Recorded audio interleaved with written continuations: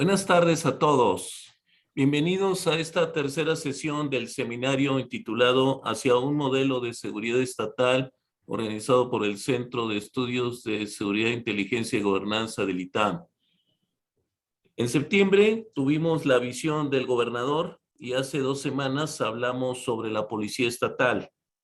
Hoy toca tratar el tema de la Procuración de Justicia. ¿Cuáles son las expectativas de las fiscalías autónomas y cuáles los retos para su construcción?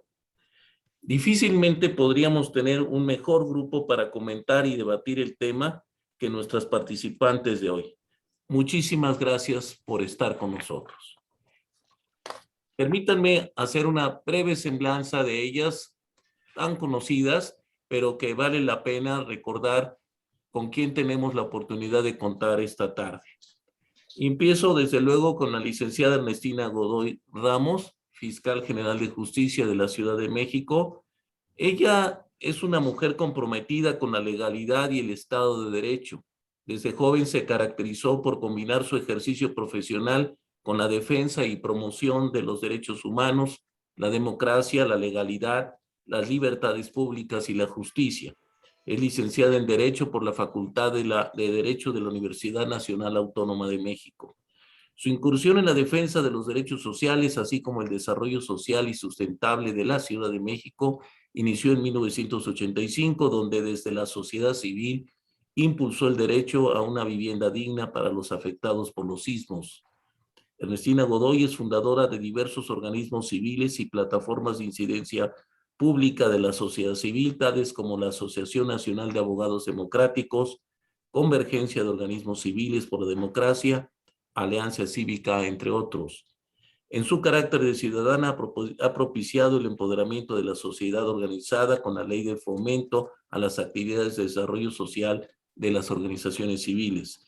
El compromiso por consolidar instituciones que garanticen el acceso a procesos democráticos en México la llevó a realizar actividades de observación electoral en diversos procesos electorales federales, locales, así como el Tribunal Federal Electoral a través del Programa de las Naciones Unidas y el IFE.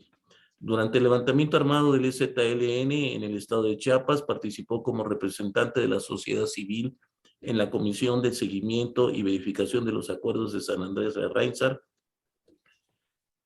firmados por el EZLN y el gobierno federal. En el área de docencia formó parte del consejo directivo de la Escuela de Derecho Ponciano Arriaga.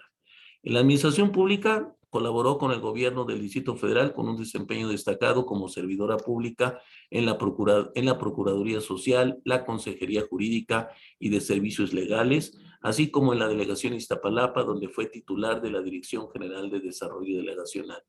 En el ámbito legislativo ha sido diputada local en la Asamblea Legislativa del Distrito Federal.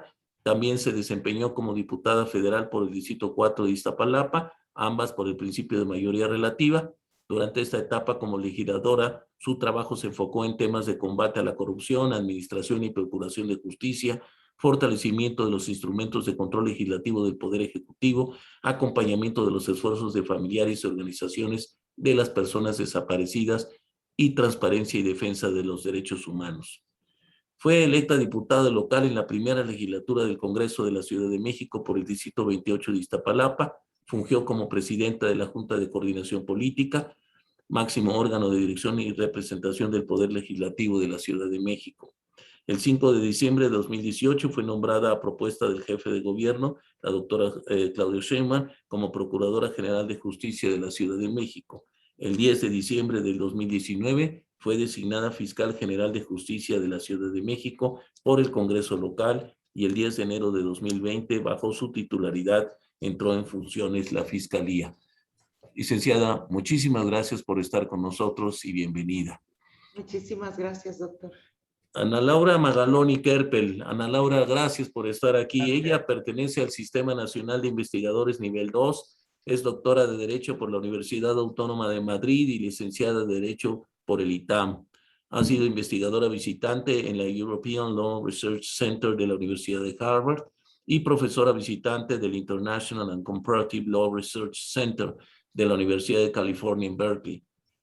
Realizó estudios en el Centro de Especialización Judicial de la Suprema Corte de Justicia Es directora fundadora de la División de Estudios Jurídicos del CIDE. En colaboración con la Escuela de Derechos de Stanford y la Universidad Diego Portales de Chile, Ana Laura diseñó e implementó en el CIDE un nuevo modelo pedagógico para estudiar Derecho. Ha sido una precursora en México de los estudios empíricos sobre instituciones de justicia, con particular énfasis en las instituciones de persecución y enjuiciamiento penal, el juicio de amparo y la Suprema Corte. Actualmente es editorialista del periódico Reforma y es colaboradora en el noticiero de Radio Fórmula con Denise Merker. Su agenda de investigación se centra en la realización entre desigualdad social y el funcionamiento del sistema de justicia mexicano. Ana Laura, muchísimas gracias. Gracias. Y Edna Jaime. Edna es politóloga del ITAM, es fundadora y directora general de México Evalúa, think tank dedicado al análisis, evaluación de políticas públicas en materia del gasto público, seguridad, justicia y anticorrupción. Es presidenta del Consejo de la Escuela de Ciencias Sociales y Gobierno Tecnológico en Monterrey, consejera ejecutivo del Foro de París sobre la Paz, presidenta del Consejo Directivo del Youth Build México, Global Fellow del Wilson Center de Washington, D.C. y asociada del Consejo Mexicano de Asuntos Internacionales con México. Es integrante del Consejo de Data Civic y participante en la Comisión de Transparencia del Consejo Nuevo León para la Planeación Estratégica y desde luego miembro del CECIG aquí en el ITAM. Desde el ámbito del análisis y la propuesta de política pública ha promovido importantes transformaciones como la creación del Sistema Nacional Anticorrupción, así como la redacción y revisión de las leyes de relevancia para la rendición de cuentas en el país. Por el reconocimiento en este labor, fue electa por el Senado mexicano como integrante de la Comisión de Selección del Sistema Nacional Anticorrupción, misma que presidió hasta octubre del 2018. Es articulista del periódico El Financiero y colaborador del financiero Bloomberg y del noticiero radiofónico Leonardo Curcio en Fórmula. Muchas gracias, Edna, por estar aquí. Al contrario, muchas gracias. Y yo les diría que abordar este tema en poco más de una hora, la idea es terminar antes de las 2:15. Yo sé que esto es muy ambicioso, pero por eso creo que plantear de manera general la visión de expectativas sobre la Fiscalía Autónoma y los retos puede ser más que suficiente para que ustedes puedan desplegarse. He tratado con Ana Laura y Edna muchos aspectos sobre este tema y a mí se me queda en la mente que solo tratar uno, el de la policía, la capacidad de investigación y su relación y engranaje con el Ministerio Público podría tomarnos la hora completa.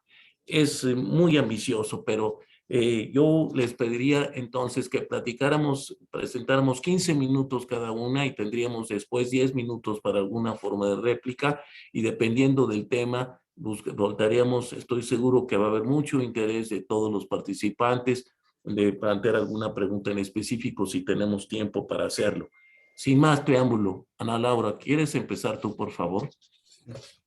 Muchísimas gracias, Jorge, por esta invitación. Me es un honor participar con dos mujeres a las que quiero tanto y las que considero muy amigas mías y que hemos dado esta batalla por muchos años juntas. Tanto Edna como Ernestina Godoy, la fiscal de la Ciudad de México, en distintos momentos de mi vida han sido como compañeras en esta idea de qué vamos a hacer con nuestras fiscalías. Lo que voy a decir ahora, o sea, realmente tiene que ver muchísimo con el último trabajo que hice al respecto, que fue junto con la actual fiscal, en ese entonces procuradora. Yo fui presidenta de la comisión técnica que tenía que proponer un modelo de fiscalía y trabajamos juntas, la fiscal y yo, y todo un grupo de personas tratando de armar este rompecabezas de qué significaba una fiscalía al servicio de los ciudadanos y no del poder y de los poderosos. Y propusimos algo que la verdad es que creo que la que mejor puede explicar como los desafíos de este modelo y de cómo puede bajar a tierra, pues es la fiscal, la verdad, porque lo está haciendo y tiene un montón de experiencias concretas que decirnos dónde están las dificultades y los retos de esta transformación. Pero creo que tiene una premisa central, el modelo de fiscalía. del que partimos, y me gustaría hablar en conjunto porque no siento que estos son ideas mías, sino ideas que hemos generado juntas entre el grupo de personas que hemos estado en torno a la fiscal. Cuando llevamos mucho tiempo en México discutiendo la tasa de impunidad, ¿no? O sea, casi siempre decimos que todo queda impune, nada se castiga, y regresamos a eso como si por arte de magia pudieran cambiar los números. Y muy rápido te das cuenta que mientras que estemos discutiendo solo la tasa de impunidad, pues la verdad es que vamos a entender muy poco de lo que sucede en una fiscalía y de lo que tiene que pasar para transformarla. El punto de partida de nuestra discusión no tiene que ser la tasa de impunidad, sino el diseño. ¿Para qué sirvió esa institución y por qué necesita una reingeniería profunda y volver a mirar cada una de sus piezas y reacomodarlas de otra manera? Entonces, la premisa es que esta institución nunca se diseñó para ser la puerta de acceso a la justicia de las víctimas. Esta no fue una institución que en el régimen autoritario jugara un papel relevante en la impartición de justicia, sino fue una pieza clave para marcar la verticalidad del poder, de control político, de poder amenazar con credibilidad a tus enemigos políticos y de poder ajustar cuentas con quien quisieras y al mismo tiempo, dada esa amenaza, generar coacción alrededor de las figuras de los ejecutivos, pues porque tenías la forma de administrar la impunidad y de amenazar creíblemente a cualquier persona. Ese diseño, así en abstracto, en lo que se tradujo en la vida real, es tener fiscalías o procuradurías con cero capacidad de investigación, ni siquiera están diseñadas para esclarecer la verdad, ni siquiera están diseñadas para darle acceso a la justicia a la víctima, y ni siquiera esa parece ser la pregunta central en el trabajo ordinario de los ministerios públicos en México. Y ese fue el punto de partida de este trabajo. Las fiscalías tienen cientos de miles de denuncias, hay una complejidad en el volumen y en la diversidad de casos. Y solo me voy a dedicar, dado que el tema es policía de investigación, la relación entre la policía de investigación y el fiscal, me voy a dedicar a los delitos de alto impacto. Los delitos de alto impacto en una fiscalía son el 10%. Sí, en esa época, no sé si la estadística sigue siendo así, o sea, no es que todo lo que lleve la fiscalía puede entrar en esta categoría, pero los delitos que se cometen con extraordinaria violencia, por ejemplo, homicidio, violación, desaparición forzada, o sea, esos delitos de alto impacto, y al mismo tiempo los delitos pues, que carcomen la gobernabilidad del país, ¿no? Todo lo que tiene que ver con crimen organizado, lavado de dinero, todas esas áreas que requieren investigaciones de mucha calidad y profesionales. ¿Qué pasa cuando, por ejemplo, sucede un homicidio en México? El fiscal, el Ministerio Público abre una carpeta de investigación y manda una serie de oficios a distintas personas y le pide al policía una cosa y al perito otra cosa, pero ni siquiera se parecen a hacer el crimen. El fiscal, desde su escritorio, ordena diligencias y trata de ir como recabando esa información. Cuando tiene esa información, se consolida la carpeta de investigación y se manda al archivo. O sea, literalmente tenemos un ritual que denominábamos Ernestina y yo el ritual de los oficios, ¿no? Empiezan estas diligencias, siguen las diligencias, es un trabajo burocrático, es un trabajo de papeles, pero hay una distancia enorme entre esas diligencias y esclarecer el delito y ofrecerle a la víctima una explicación de qué pasó y quién es el probable responsable. Ese es el método de trabajo de unas procuradurías que no se diseñaron para esclarecer la verdad, sino se diseñaron para otro objetivo. Entonces, uno de los dilemas más importantes cuando quieres transformar una fiscalía es cómo redefines el rol del fiscal y cómo redefines el rol de los peritos y cómo redefines el rol de la policía. ¿Quién tiene que hacer qué y cuáles son sus segmentos de responsabilidad? Y a eso Ernestina, la fiscal, Ernestina Godoy, le ha dedicado muchísimo tiempo. O sea, yo no he visto a alguien en México que le haya dedicado más tiempo al tema de trabajar de la mano de su policía de investigación para que provea los datos para que el fiscal pueda formular una acusación ante un juez. Y esos son dos roles distintos. A la policía de investigación es la que puede llegar a la escena del crimen, es la que puede entrevistar a los primeros testigos, es la que tiene acceso a los datos criminales, al contexto, a solicitar órdenes, cuando lo ayuda el fiscal, para escuchar el teléfono, a asociar otros delitos, a tener informantes, toda esa investigación como de ras de tierra, donde suceden los delitos, en el mundo lo hace la policía de investigación, son los detectives, digamos. Y lo tiene que hacer de la mano con los peritos, porque los peritos, los peritos se quejan que les piden cosas que no tienen nada que ver con lo que había pasado. O sea, como no llegan a la escena del crimen, nunca formulan hipótesis de lo que pudo haber pasado. Entonces, se quedan como muy relegados en el trabajo de integración de la carpeta de investigación. Entonces, lo que nosotros creemos es que la primera parte, la parte de explicar qué pasó, le toca a la policía de la mano con los peritos y tienes que lograr ese trabajo de equipo y de colaboración. La segunda fase le toca al fiscal. El fiscal tiene que poder traducir ese mundo de evidencia en un caso sólido y convencer al juez de quién es el responsable, de que esa persona es el responsable, de que las pruebas se recabaron legalmente, de que no hubo incomunicación ni tortura y que tiene un caso y una explicación que contar en frente de todos, digamos. Ese trabajo del fiscal es de lo menos visible en el país. Cada vez que nos enfrentamos a un gran caso, lo que falta es la buena explicación. Pongamos a Ayotzinapa, digamos, ¿no? Que es como el caso paradigmático, ¿no? En términos de la falta de explicaciones sobre qué pasó con esos muchachos y quiénes fueron los responsables, y todavía hasta hoy, mucho tiempo después, seguimos litigando con la idea de esclarecer la verdad.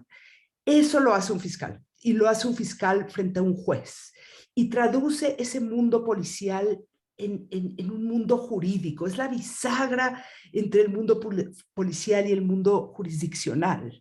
Y la única forma de meter a alguien a la cárcel y de que reciba su sanción y tal, es a través de ese proceso, de demostrar la responsabilidad y del imputado, ¿no? Esta diferencia entre policías, fiscales y ministerios públicos es súper difícil de implementar en un país que tiene las inercias que tienen las nuestras, ¿no? O sea, no están acostumbrados a trabajar de esa manera fiscales y policías.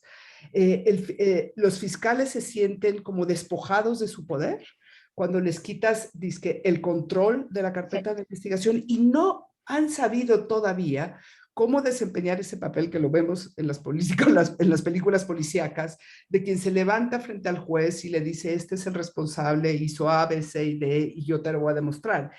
Ese ejercicio como que también es muy invisibilizado en nuestro sistema, y la forma en la que debatimos culpabilidades e inocencias es con el auto de vinculación y con la prensa, digamos. Se vinculó a proceso, no se vinculó al proceso, y parece ser que con eso está resuelto el asunto. Déjenme decirle que la vinculación al proceso en las nuevas reglas es relativamente sencilla. Lo que es súper difícil es la audiencia intermedia, donde ya le vas a tener que demostrar al juez las presuntas respuestas. Y ahí, en esa fase, ya no hay prensa, ya no hay nadie vigilando qué pasa en ese juicio. Yo he visto muy poca atención a lo que le toca al fiscal hacer, que es explicarnos, ¿no? Pero finalmente lo que quiero decir con todo esto es que el origen del gran problema que tenemos en las fiscalías tiene que ver con métodos de trabajo equivocados, y que tenemos que volver a repensar los roles de policía y fiscalía. Y me gustaría dejarles una idea y ya darle la palabra a Ernestina Godoy, a la fiscal, para que nos cuente qué ha pasado con esta idea y que ha sido una parte central del proceso de transformación de la actual Fiscalía.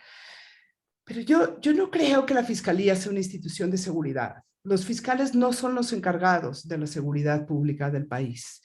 Los fiscales son los encargados de darle acceso a la justicia a la víctima del delito. El acceso a la justicia significa para mí dos cosas. Nos tiene que explicar qué pasó.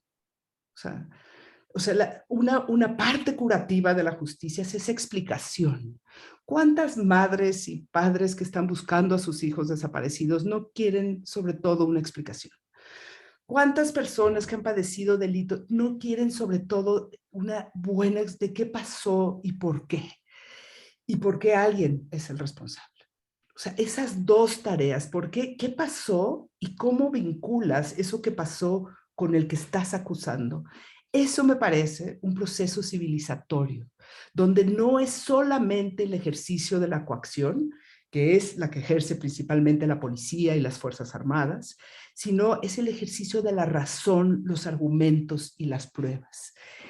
Esa combinación de factores me parece que es lo que genera la percepción de los ciudadanos de estar protegida por sus instituciones. Entonces, a veces creemos que la coacción es la que va a establecer un orden nuevo. Y esa ha sido quizá la parte como más dominante de nuestras estrategias de seguridad. Pensar que si mandamos al ejército, que la presencia de la policía, que y se nos olvida, y hemos desdibujado, el papel central de la justicia para reparar esas heridas y esos brotes de violencia y para lograr que el poder coactivo del Estado no rebase sus límites legales. Esas son las dos tareas del sistema de procuración e impartición de justicia.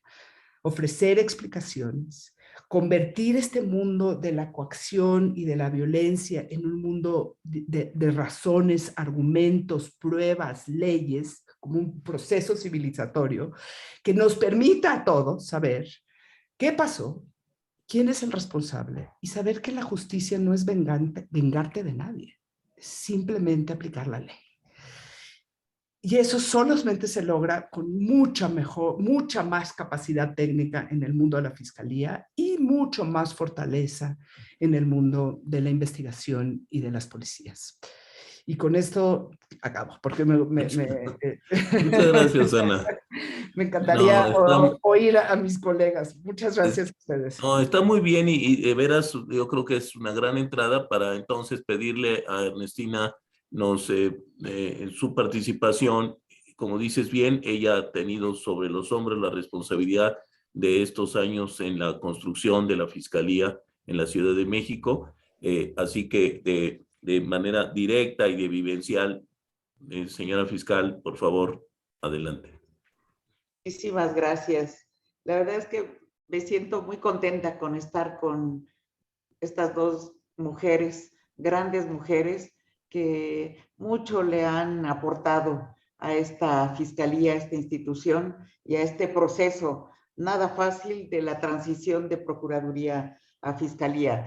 Ana Laura, qué decir, está todavía en la comisión técnica que nos nombró el Congreso y nos sigue acompañando en este camino. Y Edna, que me ha ayudado muchísimo a todo el tema de ir ubicando por dónde andamos y hasta dónde hemos llegado, me han puesto en orden, ¿sí? A ver, quisiera comentar algunas cosas. Primero, efectivamente, creo que somos una ciudad privilegiada donde tuvimos un año para poder platicar con distintos actores, sectores, con operadores, con la academia, de qué queríamos como institución de procuración de justicia en esta ciudad. Y tuvimos un año y además tuvimos la fortuna de estar acompañada con 7 personas que además se complementaron, que dio como resultado yo les digo, un mapa de navegación, ¿no? Donde hay un modelo de fiscalía autónoma, ¿no? Que también, y lo recuerdo muy bien, la expresión de Ana Laura cuando entregó ante el Congreso diciendo aquí lo dejo, pero está a 10,000 metros de altura y les toca aterrizar. Y en ese aterrizaje es donde estamos, pese a que se nos atravesó la pandemia, hemos ido avanzando. ¿Qué es lo que, donde nosotros, a partir de toda esta reflexión que se hizo durante un año y donde está este modelo entregado al Congreso, tenemos como precisamente ubicados, digamos, los grandes temas en los que se tiene que trabajar para efectivamente hacer una fiscalía, llamémosle autónoma, ¿no? Que platicamos 2 segundos después de autonomía, pero una institución de procuración de justicia que sirva a la sociedad. Y uno tiene que ver, lo ponía muy bien Ana Laura, ¿no? Tiene que ver cómo nos organizamos. O sea, efectivamente, esta es una institución que encontramos donde no ha habido mayores cambios, digo, hubo el cambio con el nuevo sistema de justicia penal, pero digamos no hay mayores cambios en la forma de trabajar, incluso puedo decir muy arcaica en la forma de trabajar de ministerios públicos por un lado, policías de investigación por otro lado y peritos por otro lado. Y así ha estado organizada durante 100 años o más, ¿no? Y es como una inercia, ¿sí? Quiero decirles que hemos buscado penetrar en todo el personal de la Fiscalía para ir entendiendo qué es eso de un nuevo modelo de procuración de justicia, y seguramente nos falta muchísimo, hemos avanzado poco, pero puedo decirles, una es, obviamente, nosotros tenemos lo que le llamamos la política criminal, donde hemos definido, digamos, hemos ubicado cuáles son las grandes batallas en esta ciudad, independientemente de todo el entramado institucional que tenemos que ir cambiando. Y uno es el tema, efectivamente, de la atención de los delitos de alto impacto, que es donde tiene que desatarse toda la fuerza de una fiscalía, donde tiene que estar todo el conocimiento de cómo investigamos, quién investiga, qué hacen los peritos, qué hace el Ministerio Público, con todas las técnicas de investigación, y en eso decimos, hemos buscado que los peritos que los policías de investigación se vayan convirtiendo en verdaderos detectives. El año pasado contratamos 1,000 nuevos policías de investigación nuevos, donde básicamente los hemos preparado para el tema de inteligencia, ¿no?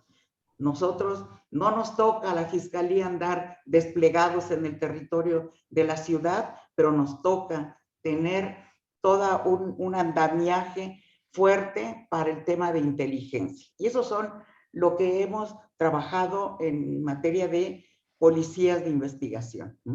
El tema de los peritos, donde efectivamente a partir de la fuerza con la que ellos emitan sus dictámenes, vamos a tener una fuerza en nuestras carpetas de investigación, junto con la información de inteligencia que hacen los policías de investigación. Buscado que los ministerios públicos y fiscales, también repito una expresión de Ana Laura, sean verdaderos tribunos que sean capaces de contar las historias a los jueces, ¿no? Con estas pruebas, ¿no? Pero para eso nosotros necesitamos cambiar mucha de nuestra forma de trabajar, de nuestros protocolos y demás. Efectivamente, en esta Fiscalía de la Ciudad de México recibimos entre 250 a 300,000 carpetas al año, ¿sí? Ningún personal es suficiente si queremos atender igual a esas 300,000 carpetas de investigación al año, independientemente de lo que traemos en movimiento, más rezago, más todavía tenemos averiguaciones previas, ¿verdad? Entonces, no hay ningún personal. ¿Qué es lo que que nos decía el modelo y qué es lo que estamos haciendo. Estamos buscando la segmentación de la atención de los casos, ¿no? Porque no es lo mismo atender, no que no sean lesivos, no que no sea mal, no que no nos afecte un robo de vehículo, un robo a transeúnte, que un feminicidio o un secuestro o una violación, ¿no? Entonces, es buscar la manera, que eso es lo que estamos instrumentando a través de acuerdos, protocolos, lineamientos, ¿no? Cómo atender un gran número, en porcentaje de carpetas de investigación que necesitamos hablarle con la verdad a la gente para poderle decir, no, con los datos que me das, no puedo, no voy a detener a alguien ni te voy a regresar tu teléfono. Pero lo que tú me acabas de poner aquí en la fiscalía es una información valiosísima, ¿no? Porque esa es información que estoy pasando a un área de análisis, a un área de inteligencia, a una área donde se ven las cosas como fenómeno criminal, no caso por caso, ¿no? Y cuando yo tenga toda esa información que me proporcionas tú y el que viene y el otro, yo voy a tener la posibilidad de diseñar estrategias. Por ejemplo, donde en tal zona tengo ya varios robos que se dan entre 6 y 10 de la mañana, de tal manera, y esto, algo está pasando ahí, y yo diseño estrategias para eso. Pero además, buscar regresarle la información a la gente para que sepa que lo que vino a decirme sirvió para algo, ¿no? Que no es inútil acudir a la fiscalía, que sirve para algo, ¿no? Entonces, regresarle esa información diciéndole para qué sirve y evitar que nos esté dando vueltas y vueltas y vueltas a las agencias, donde a veces solo son motivo de extorsión, ¿no? Pero sí, bueno, mire, a lo mejor le encuentro si usted, no, eso no, ¿no? Entonces estamos buscando esa parte, ¿no? Y hay una parte muy importante de las carpetas de investigación que nos llegan, donde estamos buscando instalar en la sociedad que efectivamente justicia no solo es cárcel, ¿no? Estamos hablando de la justicia restaurativa, ¿no? Donde tenemos centros de mediación que todavía los tenemos vacíos, ¿no? Además son de las mejores instalaciones que tiene la Fiscalía, ¿no? Pero que estamos buscando que la sociedad, que en el imaginario social se vaya asumiendo que puede haber justicia con compensaciones, indemnizaciones, con reparación del daño. Con la reparación del daño no solamente es dinero, es también disculpas, es ponernos de acuerdo, es civilizatorio, como diría Ana Laura, ¿no? Entonces, es esa parte donde estamos buscando la justicia restaurativa. Recién ahora se ha puesto muy en la opinión pública a propósito de la línea 12 del metro, en donde nosotros hemos privilegiado la justicia restaurativa, tanto en los daños materiales hacia la Ciudad de México, como los daños daños terribles hacia las 26 víctimas directas y sus víctimas indirectas y todos los lesionados. Entonces, es ahí donde tenemos que también trabajar mucho con la sociedad, ¿no? Esta parte de los mecanismos alternativos de solución de controversia son una gran noticia, son un gran tema, son un gran vehículo para abrir las puertas de la justicia, ¿no?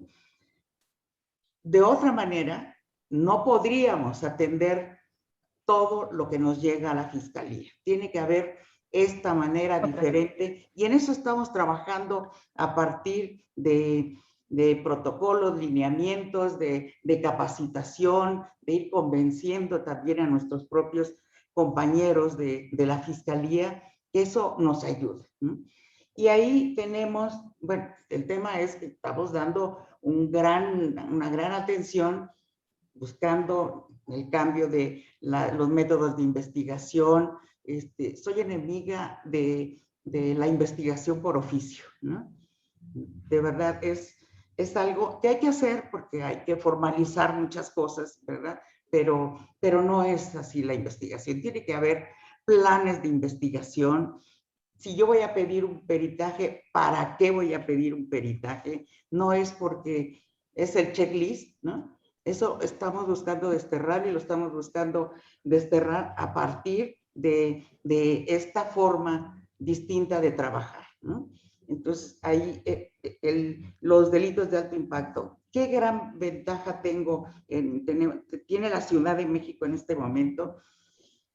Uno es que primero hay una gran coordinación entre distintas áreas de gobierno. Nosotros somos autónomos, pero no quiere decir que somos autárquicos, ¿no? Tenemos que coordinarnos, ¿no? Debe haber una gran coordinación y eso lo estamos haciendo con distintas instancias de gobierno, en el Gabinete de Gobierno y Seguridad, con el Gobierno de México, con la Marina, con Sedena, y una gran coordinación con la Secretaría de Seguridad Ciudadana. La gran ventaja que hay en este momento es que la Secretaría ahora tiene facultades de investigación preventiva siempre coordinada con el Ministerio Público. No es fácil, debo decirlo, porque a veces nos rebasamos algunas líneas, pero estamos trabajando en esa coordinación que nos permite que quienes están en los territorios, ¿no? Quienes la Secretaría ha ido armando todo un área de inteligencia, ¿sí? Nos complementamos, ¿no? Nos complementamos bastante bien. No hay en este momento ni confrontación ni divergencia. Entonces, somos dos instituciones que estamos trabajando para el tema del día a día, obviamente, pero para el tema de los delitos de alto impacto, para detener a los generadores de violencia, ¿no? Por ejemplo, no es que estamos en una lucha frontal contra el narcomenudeo, no es así. Estamos en una lucha frontal contra los generadores de violencia, ¿no? Por eso es el cateo de una manera muy precisa, que es resultado del trabajo de inteligencia, ¿sí? Y esto ha permitido retirar de las calles a generadores de violencia, lo que ha devenido en una disminución de los índices delictivos, de los delitos de alto impacto, ¿no? Entonces, es esa parte que a nosotros en la Fiscalía nos obliga a ir adaptando nuestros métodos de trabajo. Esto es algo que no se ve, es algo que yo no informo a la ciudadanía de decir, fíjense que ya hice otro protocolo, ¿no?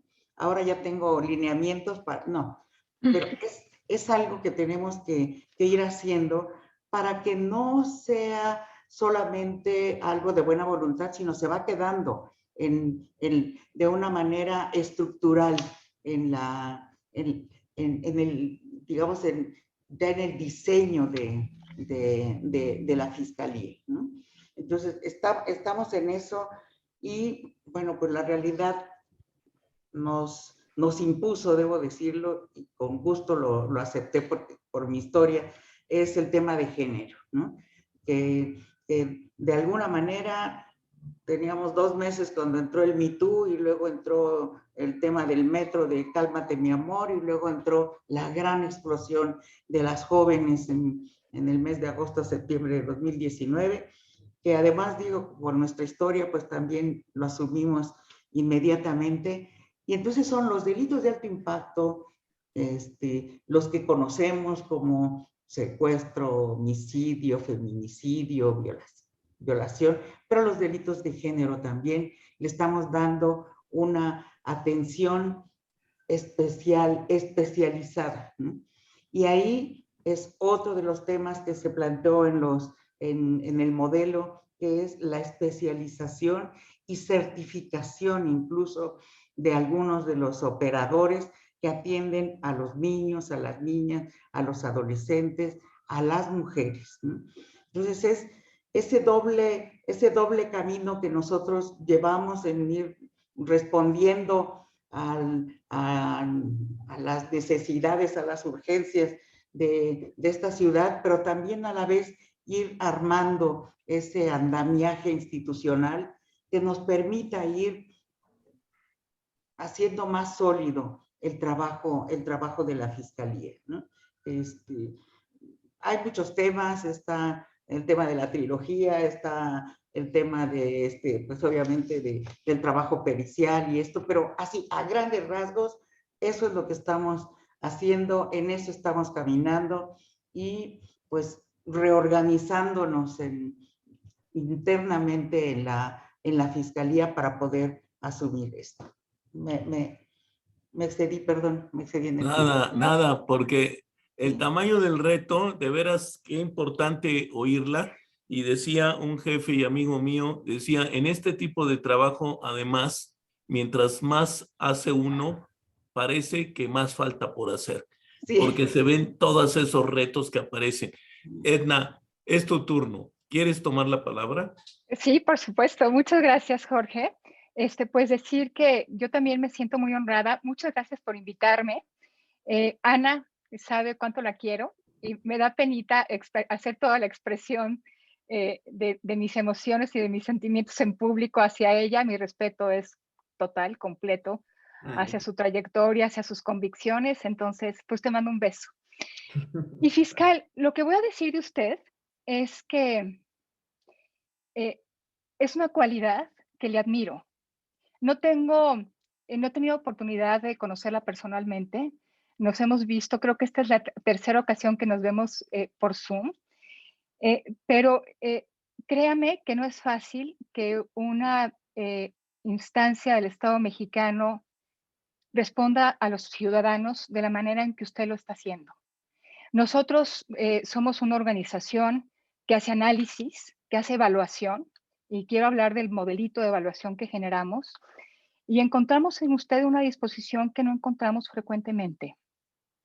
En un contexto complicado, en medio de la pandemia, con un proceso de transición que pues apenas arrancaba, y usted nos abrió la puerta para decir, ¿quieren entrar a ver qué estoy haciendo? La puerta, la información está abierta, entonces se lo agradezco mucho. Y la verdad que después de escucharla, pienso que este es de los retos más grandes que ha tenido este país en su historia. O sea, reformar la justicia, pues nos lo propusimos desde 2008 y vamos dando dos pasitos para adelante, uno para atrás, y creo que es un desafío enorme por la manera en que nos lo propusimos. O sea, quisimos cambiar todo simultáneamente en todo el país. Pero ciertamente el punto medular de este sistema está en la procuración de justicia. Y por eso es que nos propusimos distintas organizaciones tener algún tipo de incidencia en la discusión cuando estábamos hablando de los modelos que queríamos de fiscalía. Era clarísimo que lo que teníamos no servía y quisimos dilucidar que sí. Entonces hubo discusiones muy sustantivas y muy importantes. Sabemos que se aprobó una reforma constitucional que le dio autonomía a la Fiscalía General de la República y a partir de ahí se generó un debate muy interesante de qué fiscalía sí.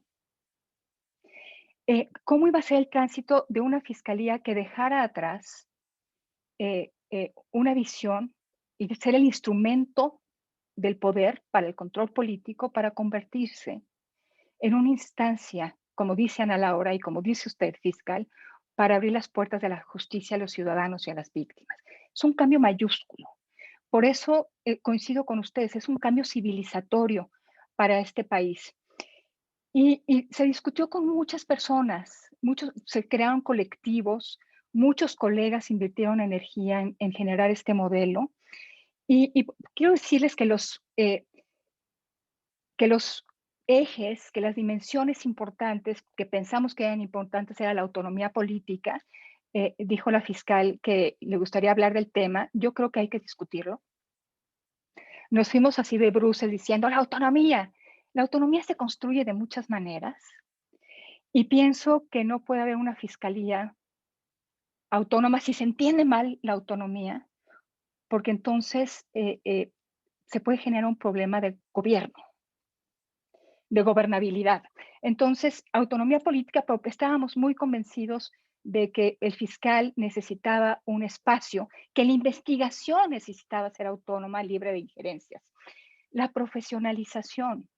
O sea, si queríamos construir un nuevo aparato, teníamos que tener, que sus elementos tenían que tener un entrenamiento diferente, pero también construir una carrera de servicio civil para quien trabaje en la Procuraduría. Para mí esa es la fortaleza de una institución. Quienes están adentro, si están bien capacitados, si tienen certeza sobre su puesto, si pueden planear hacia el futuro y sobre todo tener esta nueva visión. Entonces, la carrera profesional y la profesionalización era otro eje muy importante. El modelo de gestión, el plan de persecución penal estratégico, que ya la fiscal nos ha hablado de él para la Ciudad de México. Esto era clave. Primero, un modelo de gestión. Llega una denuncia, se abre o no una carpeta de investigación, y en ese momento, ¿qué tratamiento se le va a dar a ese caso? Y esto se tiene que sujetar al plan de persecución penal estratégico. Entonces, y el último eje o dimensión era la rendición de cuentas, el control y la rendición de cuentas interna y externa. Un fiscal autónomo, un fiscal tiene mucho poder. Y no queremos que el fiscal abuse de su poder, entonces necesitamos buenos mecanismos de contrapesos. Y por eso estas ideas de alguna manera se plasmaron en la ley orgánica con la que empezó a trabajar la fiscalía. Y esa transición se atoró. De hecho, algunos puntos innovadores que estaban en la ley orgánica, de lo que acabo de hablar, de las dimensiones que acabo de hablar, ya se echaron para atrás. El fiscal presentó una iniciativa de nueva ley orgánica y muchos de estos componentes ya no los tenemos. Entonces, esta gran transición y la enorme expectativa que teníamos sobre la Fiscalía General de la República, creo que vamos a tener que esperar otros tiempos para tener otra vez la expectativa, una expectativa renovada de su transformación. Creo que lo que tuvimos a nivel federal fue un modelo interesante con la persona equivocada. Y lo que quiero decir, dije muchas cosas para llegar a este punto, es que creo que tenemos a la persona correcta en la transición para la Ciudad de México. Ustedes pues ya la escucharon, o sea, tiene clarísimo en qué consiste la transición que encabeza. Está pensando en profesionalización, tiene muy claro este modelo de investigación criminal donde pues el Ministerio Público ya no es el todopoderoso. Eso me parece clave. Ahora, por lo menos en el modelo federal, teníamos estas coordinaciones de policías de investigación y de peritos que también tienen un papel que jugar en la investigación, en las líneas de investigación, que retroalimentan al fiscal. Entonces, me parece que escuchamos a la fiscal y pues ha abordado cada uno de estos temas. Me parece muy importante que además de que usted esté convencida, fiscal, y de que tenga, ahorita abordo el punto del plan que elaboraron, es que cuente con los recursos, el apoyo social para llevar a cabo esa transformación que es tan compleja. La Ciudad de México así se diseñó, tuvo un periodo para hacer la planeación de su transición. Y cuando uno ve ese plan, puede encontrar y puede hacer como un checklist y está todo. Hablamos de normas, pues está ahí lo que debe cambiarse en términos de normas. ¿Cómo debe ser la profesionalización? ¿Cómo debe ser el modelo de atención a víctimas? El modelo de gestión a casos. Se habla de este nuevo modelo de investigación y tienen un plan de persecución penal estratégico que le llaman política criminal. Entonces, pues creo que están los simientes, las condiciones para que el modelo de la Ciudad de México se convierta en el modelo que estamos buscando. No quiero decir que es el único. No conozco el caso de otras entidades de la República. Hacemos evaluaciones muy generales. No hemos entrado tan profundo como lo hemos hecho con la Fiscalía de la Ciudad de México, pero que quizá aquí está el modelo. Y necesitamos tener buenas noticias y necesitamos tener estos que se llama quick wins. Poder ir generando la expectativa y eventualmente la certeza de que instituciones de esta naturaleza pueden ser transformadas, de que podemos tener detectives eventualmente, de que podemos tener peritos súper profesionales. Sí creo que estos esfuerzos implican generaciones, o por lo menos una generación, y necesitan de liderazgo, necesitan de apoyo social, así como de apoyo de otras instituciones del gobierno, y se necesita de muchos recursos. Podemos tener el mejor plan, pero si no tenemos los recursos para sustentarlo, posiblemente se nos atore. Entonces, ya para concluir, bueno, yo ahorita digo algo más sobre la investigación, pero es muy importante que en estos planes de transición también incorporemos una dimensión de financiamiento. Generar el modelo de financiamiento para que estas transformaciones, estos esfuerzos que deben ser sostenidos a lo largo del tiempo, se puedan materializar. Entonces, a mí me encantaría que pensáramos que en estas transiciones debe ir acompañado con un anexo, con la planeación y un anexo que nos diga cuánto tenemos que invertir. Y que si queremos tener una justicia profesional, estemos los mexicanos dispuestos a pagar por ella. Solamente un comentario respecto a la relación a la justicia y la seguridad. Yo coincido en que la justicia es para explicar qué pasó, quién es el responsable, reparar heridas. No puedo estar más de acuerdo. Y creo que nuestra visión debe cambiar y acercarse a esta. Porque siempre pensamos en la justicia como algo muy punitivo o coactivo, como decía Ana Laura. Pero sí creo que el trabajo de una fiscalía puede tener un impacto tremendo en la seguridad. ¿Por qué? Porque si realmente se convierte en una instancia que investiga fenómenos criminales,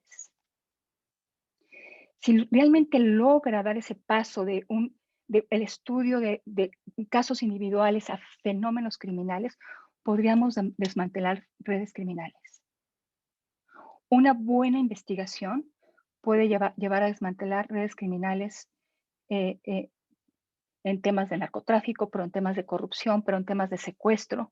Alguien me comentaba que con una sola investigación se esclarecieron cientos de secuestros en no sé qué parte del mundo. Entonces, imagínense que pudiéramos hacer ese tránsito, esta transición exitosa. Yo creo que cambia el país. Nos cambia para siempre. Y sí, Jorge, creo que este componente de la policía de investigación, pues hay que fortalecerlo y que este modelo de investigación realmente se logre consolidar. Y estaremos dando pasos muy importantes para la justicia y para la seguridad. Yo con eso concluyo. Muchas gracias. Muchas gracias, Edna. Y yo diría, recapitulando algunas cosas y para utilizar el poco tiempo que nos queda, dice Ana Laura que hay que revisar todos los roles.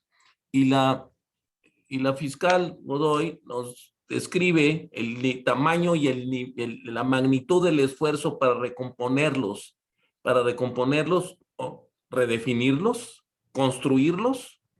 Y esta dice, y esperemos que tengamos los recursos y los líderes para hacerlo. Yo creo, tendríamos más o menos 5 o 10 minutos cada uno de ustedes, pero yo me quedo solo una pregunta que quiero meterla, independientemente de contestarla o no, pero sí para provocar, porque cuando los oigo a ustedes decir, es que tenemos que cuidar este componente de la policía investigador, con ese rol tan particular y específico, que entonces me cuestiono lo que tanto se ha hablado, yo mismo lo he pensado, si conviene o no conviene unir a las policías preventivas investigadoras en un solo cuerpo policíaco, pensando en que se puede hacer una carrera para profesionalizar esa función, pero sacarlos o sacar todo, o hay algunos estados en que lo están metiendo toda la fiscalía, pero sí quiero ponerme en el papel de cualquier fiscal, no digamos de la Ciudad de México, con el tamaño del reto de este caso, pero en todo el país, queriendo empezar de nuevo, redefinir las funciones de esa policía. La verdad es que por dónde empezar, pero específicamente a la pregunta, ¿debemos pensar en la unificación de las policías? Simplemente como provocación, y Ana Laura, regresamos contigo.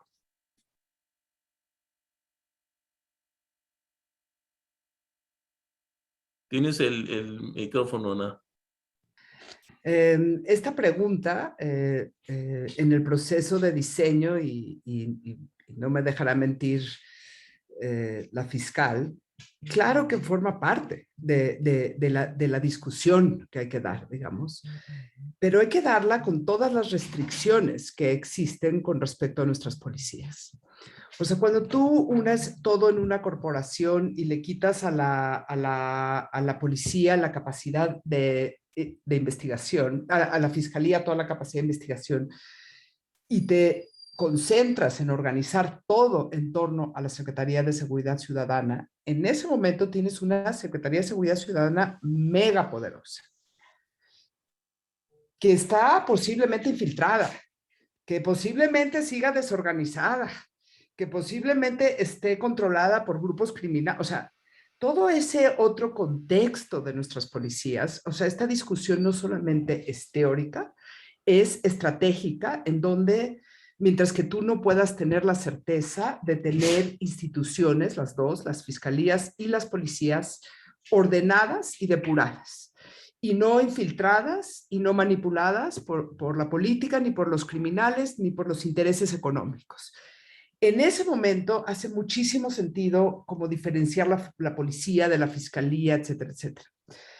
¿En dónde lo harías? ¿Por qué lo harías? ¿Cómo está tu Secretaría de Seguridad? Si esto es un contrapeso o no. O sea, eso depende, yo creo que de cada entidad federativa y del contexto. Pero lo que no debemos de confundir, en donde esté la policía, hace más sentido que hacer una sola corporación, porque inclusive en la fiscalía, en las policías de investigación, casi ya no hay forma de subir. Casi eres policía de investigación y ya no tienes carrera para arriba. En cambio, en las policías donde tienen la policía de investigación dentro, pues hay distintos rangos y hay una posibilidad de una carrera mucho más ordenada e inteligente que de la que puedes plantear dentro de una fiscalía para tu policía de investigación. Esa sería una ventaja. Y sería una ventaja que toda la policía se sintiera responsable de la investigación. Desde el policía preventivo, que ve a gente pasar y sabe qué pasa en el barrio, hasta el policía de investigación que baja a la escena criminal y tal y tal.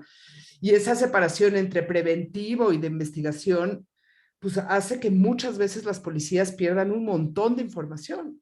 O sea, pues yo prevengo, pues ya se cometió el delito, ya es de la fiscalía. Esas divisiones no hacen sentido. Entonces, en términos conceptuales, yo creo que haría mucho sentido crear una policía y una fiscalía. En términos políticos y prácticos, depende de cómo estén tus policías y cómo estén tus fiscalías y quién controla qué. Pero lo que no debemos de olvidar nunca es que la necesidad de una buena policía de investigación en las entidades federativas sigue siendo una de las primeras necesidades para que las fiscalías funcionen y para que la seguridad pública mejore. O sea, no podemos hacer pura policía preventiva, de yo aquí me paro en el semáforo para que no sucedan más delitos. Eso no jala ya, ¿no?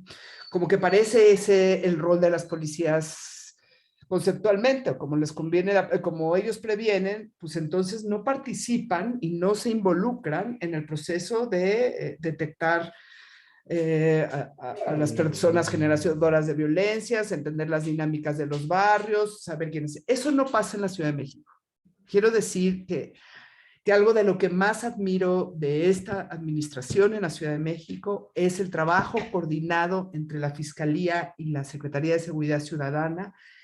Sí, históricamente siempre se pelean, fiscal y secretaría, ¿no? Estas dos instituciones están peleadas. Aquí hay una colaboración desde el inicio, que en los grandes casos, o sea, y los complejos, se involucran las dos instituciones sin competir y sin rivalidades, que la policía, la Secretaría de Seguridad Ciudadana tiene un montón de capacidades investigativas. Y eso hace que funcionen las cosas, pero ese no es lo que sucede en México, digamos. Estamos lejos de que este sea el modelo mexicano.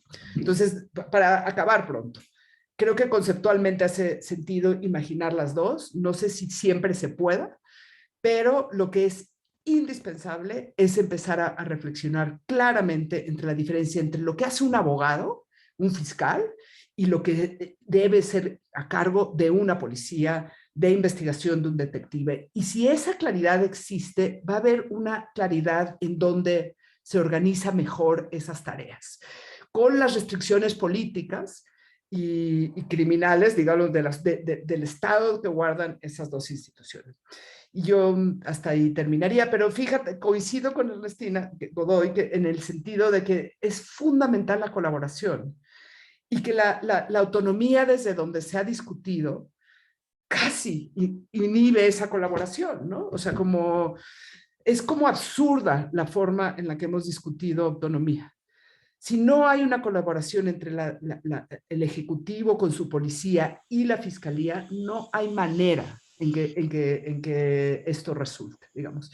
Y creo que todo surgió por la idea de anticorrupción y la idea de que hubiera fiscales capaces de perseguir la corrupción del sexenio de Peña Nieto, donde ahí se insertó el debate de autonomía.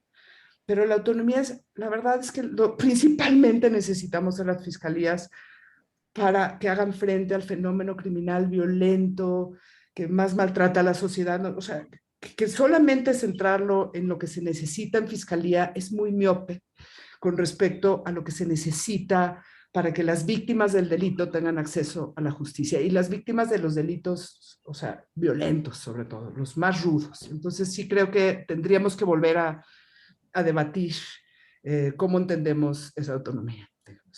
Wow, wow. De veras qué gusto. Dice bien alguien por ahí que dice, nos van a pasar la grabación de esto porque yo creo que hay que oírlo con más cuidado. Ernestina, adelante, por favor. Gracias.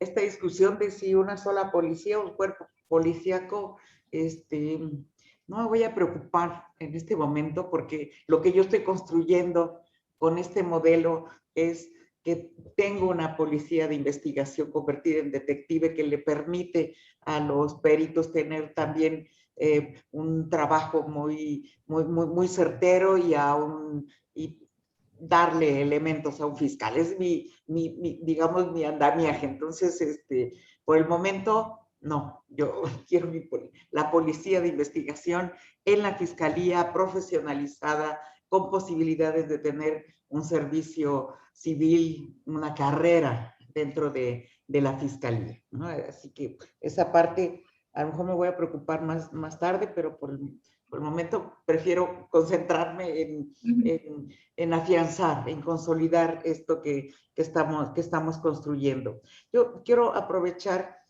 un tema que me parece también muy importante, que tiene que ver con una deuda histórica que tenemos las instituciones de procuración de justicia con la ciudadanía, que es la atención, ¿sí?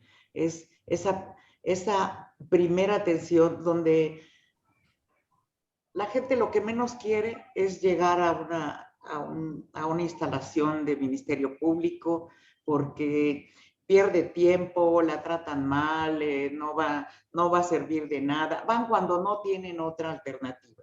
Y creo que eso tiene que cambiar. O sea, la ciudadanía tiene que confiar en la institución para que cuando sufra en mayor o menor medida un delito, sea capaz de decir, voy a la fiscalía a contárselo porque sirve para algo. Y entonces hay que atenderla bien, hay que atenderla rápido, ¿no? y hay que dar resultados, ¿no? Entonces, esta es también una batalla que traigo de la primerísima atención hacia la ciudadanía, donde se sienta escuchada, donde se sienta atendida, donde sepa que cuando llega a una instalación, a una oficina de la Fiscalía, sepa que vamos a hacer todo lo que esté a nuestro alcance para darle justicia, ¿no? No siempre podemos, porque nos faltan elementos, etcétera, pero vámonos con el fenómeno criminal, y ahí sí sería, yo coincido con Edna, ahí sí es un tema de prevención, sí. Es decir, no nos toca a la Fiscalía la prevención, pero con el análisis del fenómeno criminal, con buenas estrategias, desmantelamiento de muchísimas redes, etcétera, y eso solo se hace con inteligencia y que la gente venga a decirnos muchas veces, ¿no? Entonces, esa deuda histórica creo que la tenemos que pagar, y en eso estamos trabajando también en nuestras unidades de atención temprana, las adaptamos, en fin, estamos trabajando en eso.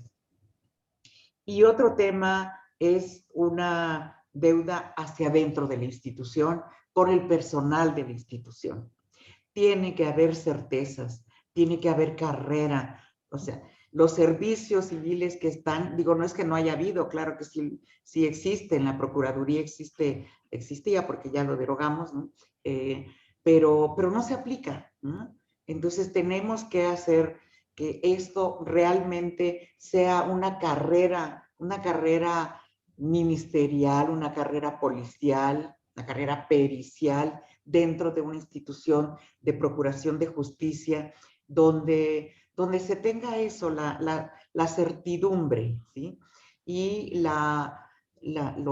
se tomen en cuenta los méritos, se tomen en cuenta el desempeño, ¿no?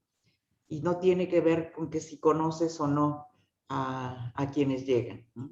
Sino aquí en la Fiscalía hay una gran cantidad de personal que trabaja con pasión, que trabaja con profesionalismo, que le gusta lo que hace, ¿no? Esa es la gente a la que hay que rescatar, ¿no? Yo aquí les digo a mis compañeros, busquemos que toda esa gente valiosa no se vaya de la Fiscalía, porque estoy en un proceso en el que por constitución tengo que hacer un nuevo servicio civil, y para eso estamos capacitando, formando, abriendo una gran cantidad, una gran oferta de formación y de capacitación, porque tenemos que hacerles un examen de oposición en el mes de marzo. Yo estoy segura que el personal de la Fiscalía lo va a poder hacer, ¿sí? Pero que entren con eso a un servicio civil profesional, serio, y que realmente sea aspiracional estar aquí, que sea un orgullo también. Esa es otra parte que también estamos tratando de recuperar, ¿no? Y bueno, ya pasé, son cinco minutos. Muchas gracias. No, muchísimas gracias y muchísimas gracias por el control de tiempo. Edna, para terminar esta Muchas sesión. gracias, Jorge. Mira, te están pidiendo la grabación. Yo soy la primera en apuntarme porque me tuve que ir. Tuve un problema con el sonido y me perdí la intervención de Ana Laura. Pero mira, es muy interesante lo que planteas, pero sí es una fase posterior. Yo les quiero proponer como una fase 1 o quizás 0, que tiene que ver con la información. O sea, ya no digamos compartir cosas complicadas, simplemente la información. Debo decirte que en toda la cadena de producción de información en el sistema de seguridad y justicia hay una fragmentación tremenda. O sea, sería buenísimo que la Fiscalía pudiera ya abrevar de lo que tiene la policía y que la policía pudiera tener información sobre las llamadas de emergencia sistematizadas. O el informe por los policial homologado, que realmente esta información que se va generando formara parte de una gran base de datos que estuviera al servicio de la seguridad y de la justicia. Pero pues ahorita lo tenemos completamente, la generación de información está completamente fragmentada. todavía hay pocas capacidades en las instituciones para transformar un registro en estadística, muy bajas capacidades en estadística que sea útil para la toma de decisiones. Entonces, si pudiéramos comenzar con este primer eslabón de cooperación de fiscalías con policías en materia de información, estaríamos dando un gran paso. Ya después podemos proponernos modelos sofisticados de colaboración de la policía de investigación que está fuera de la fiscalía, que puede estar en la Policía Federal, que puede estar en la propia Policía Preventiva, tiene sus unidades de análisis de inteligencia. Ya después hablamos de cómo podemos sacar provecho de que tengamos esos recursos humanos a disposición y que no se hablen. Pero en el cortito plazo, yo creo que si resolvemos este tema de seguridad, estaremos dando un paso adelante importante. Tú sabes mejor que nadie, Jorge, que sin información pues no se pueden tomar decisiones correctas y no se puede llevar una investigación hasta sus últimas consecuencias. Entonces, esa es mi propuesta como el paso 0, paso 1, como lo quieran ver, y quizá habría que trabajar en ese modelo como punto de partida. Muchas gracias. Así queda clarísimo el trabajo que tenemos por enfrente.